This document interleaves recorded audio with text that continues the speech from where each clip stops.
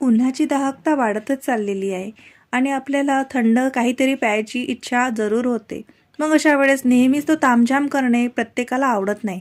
सरबत विकतचं तर भरपूरसे प्रकार मिळतात, पण ते प्रिझर्वेटिव्ह असतात आणि शरीराला एवढे लाभदायक नसतात. मग अशा वेळेस काय करायचं? झटपट असं कलिंगडाचं सरबत किंवा ज्यूस बनवायचं. अगदी शरीराला थंडावा पोहोचवणारं आणि थंडगार असं पेय बनून तयार होतं. तर चला बघूयात. याच्यासाठी बघा, आपण इथे सब्जा सीड्स भिजत घातल्या होत्या. सब्जा सीड्स ह्या अगदी सहजपणे कुठल्याही किराणाच्या दुकानामध्ये मिळतात. 2 चमचे जरी सब्जा सीड भिजवल्या तर त्या अगदी वाटी भरून फुलतात आणि उन्हाळ्यामध्ये तसाही 1 चमचा तुम्ही सब्जा खाऊ शकता. शरीराला थंडावा देतो तो. तर इथे बघा, आपण कलिंगड असं कापून घेणार आहे. मस्तच अगदी लाल बुंद आपलं कलिंगड निघालंय. आणि या रेसिपीचं महत्त्वाची गोष्ट अशी की आपण याच्यामध्ये साखर ॲड करणार नाही आहे, कारण कलिंगड हे मुळातच गोड असतं. पण जर तुम्हाला आणखीनच गोड हवं आहे तर या तुम्ही साखर घालू शकता. पण साखर न घातल्याने काय होणार, आपल्याला शरीरात साखरचा इंटेकही कमी होणार आणि ज्यांना साखर चालत नाही किंवा मग जे साखर खाऊ इच्छित नाही त्यांच्यासाठी अगदी परफेक्ट रेसिपी आहे.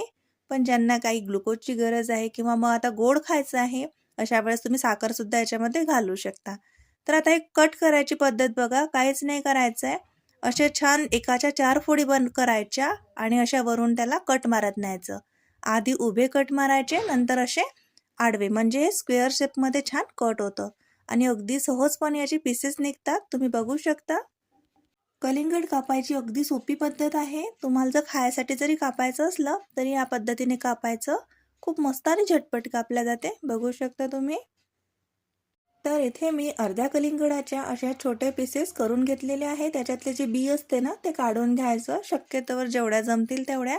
आणि काही बी राहिले ना तरी काही फरक पडत नाही, कारण ह्या काही आपल्या शरीरासाठी घातक नसतात आणि याची चवसुद्धा एवढी खराब नसते, छान असते. आपण मेलन सीड्स आणतोच ना विकत, मग ह्या सुद्धा तेच असते. तर इथे बघा, आता आपण हे सगळं मिक्सरच्या भांड्यामध्ये काढून घेऊयात. मस्तच त्याचंच पाणी सुटलेलं आहे, बघू शकता तुम्ही. उन्हाळ्यामध्ये जेवढं होईल तेवढं कलिंगड खाण्याचा प्रयत्न करायचा, कारण बघू शकता तुम्ही याच्यामध्ये पाण्याचं प्रमाण किती आहे आणि आपल्या शरीराला उन्हाळ्यामध्ये पाण्याची खूप आवश्यकता असते. तर तुम्ही या पद्धतीने कलिंगड कुठल्याही प्रकारात नक्कीच आपल्या आहारात सेवन करावं. तर इथे बघा, आपण ते छान मिक्सरला फिरून घेतलेलं आहे, पाणी न टाकता. पाणी न टाकताच फिरवायचं आणि एखाद्या चाळणीने किंवा मग कपड्याने असं गाळून घ्यायचं आहे. याने काय होणार, म्हणजे काही मोठे पीसेस राहिले असतील ते किंवा मग एखादं 2 बी गेलेलं आहे तर मग ते सुद्धा चाळणीच्या वर राहतं. आता ह्याच्यामध्ये आपण थोडं मीठ घालून घेऊयात. थोडंसं काळं मीठ घालायचं, अगदी आपल्या चवीनुसार. इथे आपण काय करत आहे, विलायचीची पावडर घालत आहे. अगदी थोडीशी घालायची किंवा मग जास्त घालायची, जसं आपल्याला आवडत असेल त्याप्रमाणे. विलायचीची पावडर घातल्याने काय होते, याची चव खूप छान येते. जर तुम्ही याच्यात विलायचीची पावडर घालत नसाल तर मग भाजलेल्या जिऱ्याची पूड घालायची, अगदी 1 चुटकी. खूप मस्त फ्लेवर येतो त्याचा सुद्धा. आणि इथे आपलं झटपट असं कलिंगडाचं सरबत बनून तयार आहे. तर आता आपण त्याला सर्व करूयात. तर ग्लासमध्ये आवडीनुसार बर्फ घालायची आणि त्याच्यामध्ये आपण हा सब्जा भिजवला होता ना, तर 1-1 चमचा सब्जा घालायचा. 1 किंवा 2 चमचे तुम्ही घालू शकता. याचं काही प्रमाण नसतं, जेवढं जास्त खाल्ला गेला तेवढं छान. आणि याच्यावरती आपण आता आपलं शरबत घालूयात. परफेक्ट, अगदी मस्त. 5 मिनिटाच्या आत आपलं थंड पेय बनून तयार आहे.